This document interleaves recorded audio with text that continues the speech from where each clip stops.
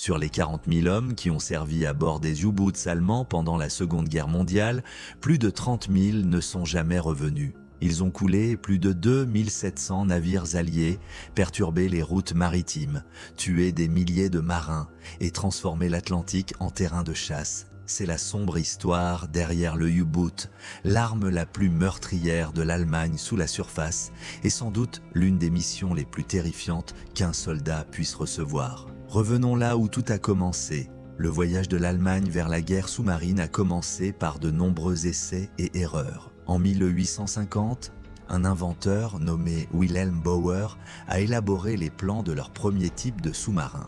Le design était ambitieux, bien que loin de toute technologie moderne. Ensuite, il a été testé et il a coulé presque immédiatement. D'une manière ou d'une autre, Bauer et ses 2 membres d'équipage ont réussi à survivre à l'accident. Et l'intérêt pour les sous-marins a continué bien que lentement. Ce n'est qu'au début du XXe siècle que l'Allemagne a commencé à prendre ce concept au sérieux, cherchant des moyens de défier la domination de la Grande-Bretagne en mer, car ils étaient incapables d'égaler sa flotte de cuirassés. Les stratèges allemands se sont tournés vers un autre type d'arme navale. Au lieu de se battre de front, ils cibleraient la navigation commerciale. L'idée était que si vous ne pouviez pas surpasser la Royal Navy en puissance, vous pouviez toujours priver la Grande-Bretagne de ressources. Au moment où la Première Guerre mondiale éclata, l'Allemagne disposait de 28 U-boots prêts au combat et elle ne perdit pas de temps pour montrer ce dont elle était capable. Quelques semaines seulement après le début de la guerre, l'U-9 a torpillé et coulé 3 croiseurs britanniques en moins d'1 heure, tuant plus de 1400 marins. Cette action a clairement montré que les règles de la guerre navale venaient de changer à jamais. Mais ces premiers sous-marins n'étaient pas réellement des sous-marins au sens où nous les connaissons aujourd'hui. La plupart du temps, ils naviguaient à la surface et ne s'immergeaient que lorsqu'ils se préparaient à attaquer ou à échapper à la détection. Les moteurs diesel les propulsaient au-dessus de l'eau et chargeaient les batteries à bord. Ensuite, une fois immergées, ces batteries faisaient fonctionner de petits moteurs électriques, mais seulement pendant une courte durée. Et comme ils se déplaçaient lentement et avaient peu d'oxygène, ils devaient de refaire surface fréquemment, ce qui était leur moment le plus vulnérable. Au début, l'U-boot allemand suivait ce qu'on appelle les règles de prix.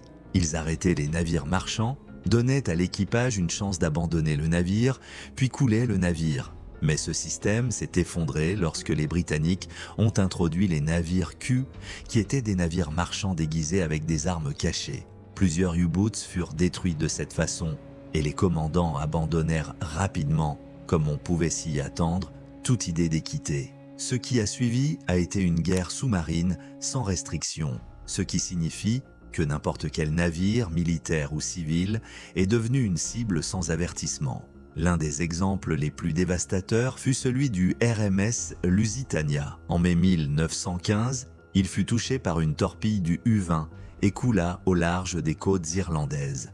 Près de 1200 personnes sont mortes, dont 128 Américains. L'attaque a déclenché une indignation mondiale et a joué un rôle majeur dans l'entrée en guerre des États-Unis, ce qui, ironiquement, a été un facteur majeur qui a finalement fait pencher la balance contre l'Allemagne. À la fin de la Première Guerre mondiale, les U-boots avaient dû couler plus de 5000 navires, mais le prix à payer était élevé. Près de 5000 sous-mariniers allemands ont été tués et 178 U-boots ont été perdus. Et ce n'était que le début, car l'Allemagne n'était pas terminée.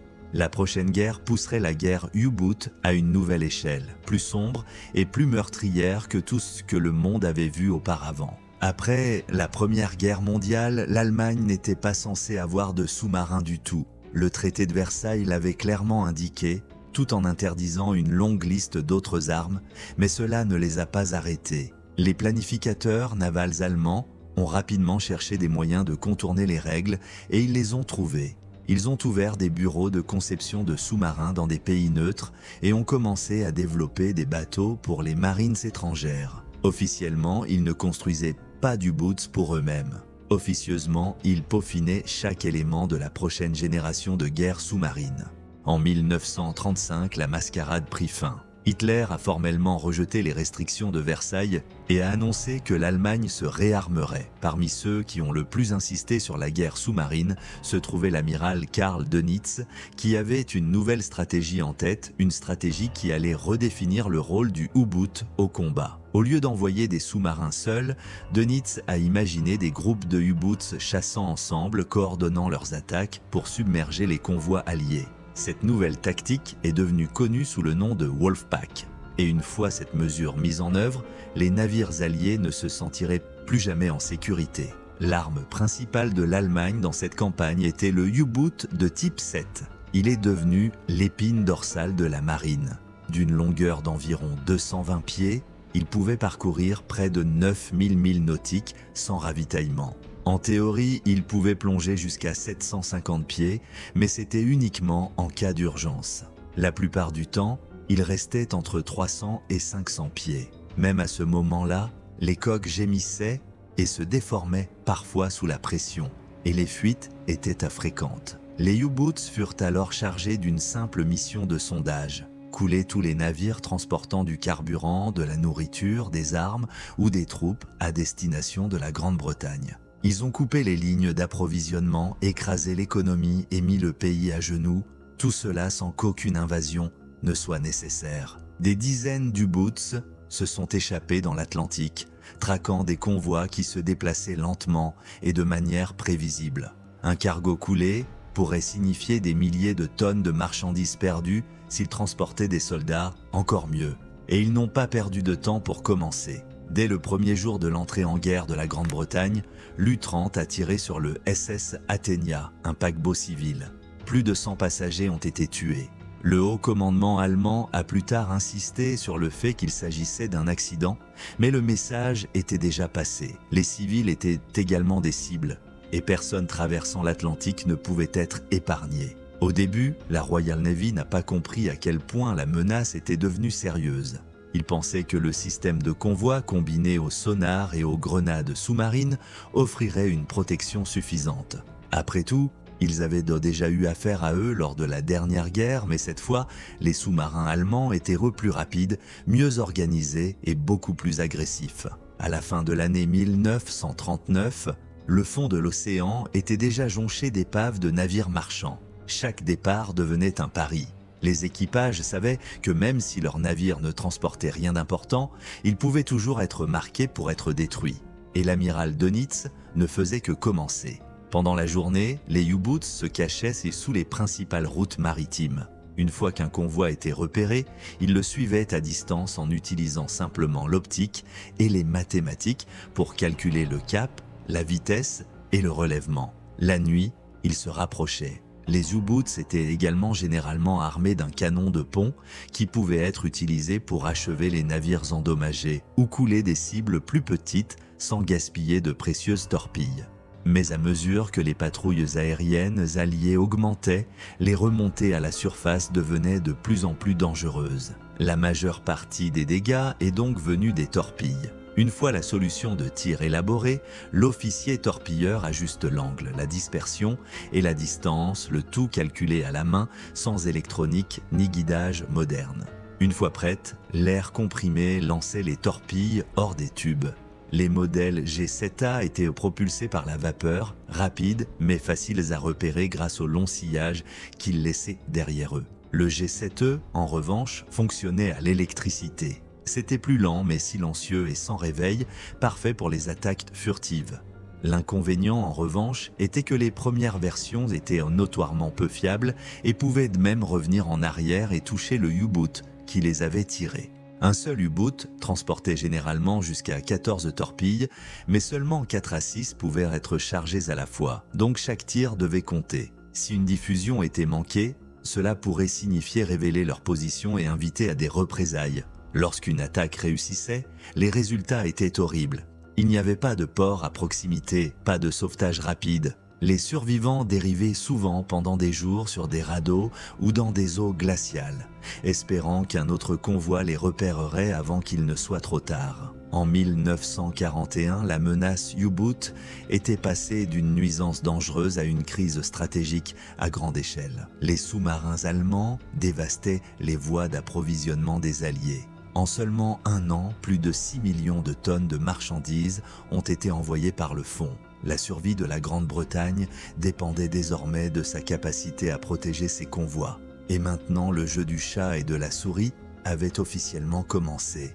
En 1940, la Grande-Bretagne a rétabli le système de convoi, regroupant les navires marchands dans des formations fortement gardées. L'amiral Dönitz a réagi avec sa désormais tristement célèbre stratégie du Wolfpack. Les U-Boots opéraient en groupe coordonné, attaquant le même convoi sous plusieurs angles, submergeant les escortes par leur volume considérable. Et c'est ainsi que l'escalade a commencé. Lorsque les sous-marins allemands ont commencé à voyager en meute, les Alliés ont créé des groupes de chasseurs-tueurs spécialisés pour les traquer et les éliminer. Au début de 1943, toutes ces contre-mesures commencèrent à porter leurs fruits. L'Atlantique était devenu beaucoup plus dangereux pour l'U-Boot. Ce mois de mai fut connu au sein de la marine allemande sous le nom de Mai Noire. En seulement 4 semaines, 43 U-Boots ont été coulés. Cela s'est traduit par un taux de perte stupéfiant de 41%. Et si l'on ajoute à chaque U-Boot un équipage d'environ 50 hommes qui ont coulé avec lui, mieux vaut ne même pas imaginer à quoi ont pu ressembler leurs dernières secondes. La guerre anti-sous-marine avait finalement rattrapé son retard. Mais les progrès ont été réalisés au terme d'un long et coûteux apprentissage. Au début de la guerre, le principal outil disponible était la charge de profondeur, un explosif en forme de tambour qui pouvait être largué d'un navire et réglé pour exploser à une profondeur spécifique. Les premières versions étaient rudimentaires et déployées uniquement depuis l'arrière d'un navire sans réelle précision. Plus tard, des armes plus sophistiquées sont apparues, comme le Hedgehog, un mortier tirant vers l'avant qui lançait 2 douzaines de petits explosifs devant le navire. Contrairement aux charges de profondeur, qui explosaient en fonction de la profondeur, les charges Hérisson n'explosaient qu'au contact. Cela signifiait que les navires pouvaient attaquer avec une plus grande précision et avec moins de risque d'alerter le U-Boot à l'avance. Lorsqu'une charge de profondeur explosait suffisamment près d'un sous-marin, l'onde de pression qui en résultait pouvait endommager la coque, endommager les systèmes internes ou forcer le bateau à remonter à la surface. À courte portée, il pourrait écraser complètement un sous-marin. Mais ce ne sont pas seulement les navires de surface qui ont inversé la tendance. Les avions étaient devenus une nouvelle menace mortelle. Les bombardiers de patrouille à longue portée étaient désormais équipés de radars, de projecteurs et de grenades sous-marines. Ces avions pouvaient explorer de vastes étendues d'océan et attraper les U-Boots à la surface avant qu'ils n'aient le temps de plonger. En 1943, aucune partie de l'Atlantique n'était sûre. Les sous-marins qui tentaient de faire surface risquaient d'être repérés depuis les airs. Ceux qui sont restés sous l'eau ont dû faire face à des escortes équipées de sonars et à des attaques de plus en plus précises. La flotte sous-marine allemande, autrefois terrifiante, était acculée dans une impasse. Les chasseurs devenaient les proies. Mais ce qui rendait la vie sur un U-Boot vraiment brutale n'était pas seulement le danger extérieur, c'est ce qui s'est passé à l'intérieur. La vie à bord d'un U-Boot était tout simplement éprouvante. Les patrouilles pourraient durer jusqu'à 12 semaines. Et à mesure que les missions s'éternisaient, les conditions se dégradaient progressivement. L'un des plus gros problèmes était la qualité de l'air. Les premiers U-Boots n'avaient pas de filtration d'air efficace. Dans les 24 heures suivant la submersion, l'atmosphère deviendrait viciée et les niveaux d'oxygène chuteraient. Les maux de tête étaient fréquents et l'immersion prolongée devenait dangereuse. Environ 50 hommes étaient entassés dans moins de 50 mètres cubes d'espace habitable. Il n'y avait pas assez de couchettes pour tout le monde, alors l'équipage dormait à chaud, se relayant pour dormir. Seul le capitaine disposait d'un espace privé, et même celui-ci était à peine plus grand qu'un placard. Au début d'une patrouille, les provisions fraîches ne duraient pas longtemps. En quelques semaines, les repas se réduisaient à des biscuits secs, de la viande en conserve et à tout ce qui ne se gâtait pas dans l'air humide. L'eau était rationnée à environ 2 gallons par homme et par jour pour tout, de la boisson au lavage. En pratique, le bain n'avait pas lieu. La chaleur, la transpiration et le manque d'hygiène ont entraîné des problèmes de peau si courants qu'ils ont reçu un nom, la pourriture du U-boot. Les marins souffraient d'éruptions cutanées, d'infections et de plaies ouvertes à cause de l'humidité constante. Une blague courante parmi les équipages alliés était que l'on pouvait sentir un U-boot avant même d'en avoir vu un. Et c'était un bon jour. Ce qui épuisait vraiment les hommes, c'était la conscience constante que la mort pouvait se cacher derrière un coin de rue à tout moment et d'une manière à laquelle personne ne voulait penser. C'est une chose d'avoir peur d'être abattu, mais c'en est une autre de craindre de sombrer dans une boîte de conserve. Qu'il s'agisse d'un dommage, d'une panne mécanique ou d'une plongée mal calculée, le résultat était le même. Une descente rapide vers une profondeur écrasée. Les équipages avaient un nom pour cela, un plongeon mortel. La coque craqua sous la pression et l'acier commença à se plier. Tout le monde à bord savait ce qui allait suivre. La pression de l'eau augmente rapidement avec la profondeur. Et si vous allez trop loin, la coque cède tout simplement. Quand cela se produit, c'est une implosion qui aplatit tout l'engin en une fraction de seconde. La seule solution était de faire exploser les ballastes et d'espérer que le bateau se stabilise. Mais si ce système était endommagé ou si la plongée était déjà trop raide, vous attendriez simplement l'inévitable. Et croyez-le ou non, il y a eu quelque chose d'encore plus terrifiant que l'implosion. Certains sous-marins ne sont pas allés assez profondément pour être écrasés. Au lieu de cela, ils ont touché le fond de l'océan dans des eaux peu profondes. Les équipages attendaient dans le noir, sans électricité et sans issue. Dans certains cas, l'oxygène s'est tout simplement épuisé. Dans d'autres, l'eau de mer froide s'infiltrait lentement, s'élevant centimètre par centimètre vers le plafond. C'était la vraie peur. Ne pas être détruit, mais être piégé vivant dans un cercueil en acier, couler impuissant sans rien faire d'autre qu'attendre. Ensuite, il y a eu des incendies. À l'intérieur d'un U-boot, vous étiez entouré de carburant, de batteries et de torpilles explosives. Si un incendie se déclarait, l'éteindre était loin d'être simple. Les compartiments étaient enfermés par des portes à pression pour empêcher les inondations ou la propagation des flammes. Mais ces portes fonctionnaient dans les deux sens. Si un incendie se déclarait dans une section et que les portes devaient être fermées, tous ceux qui restaient sur place étaient pris au piège. C'étaient les choix qui devaient être faits et les équipages ont dû vivre avec. Si les batteries fonctionnaient mal ou étaient endommagées, elles pourraient libérer des gaz toxiques qui pourraient devenir mortels en quelques minutes. C'est en partie la raison pour laquelle 3 membres du personnel de U-Boot sur 4 n'ont pas survécu à la guerre, sortant de l'une des manières les plus terrifiantes possibles. Si vous souhaitez voir plus de contenu comme celui-ci, pensez à vous abonner pour nous aider. On se retrouve pour la prochaine.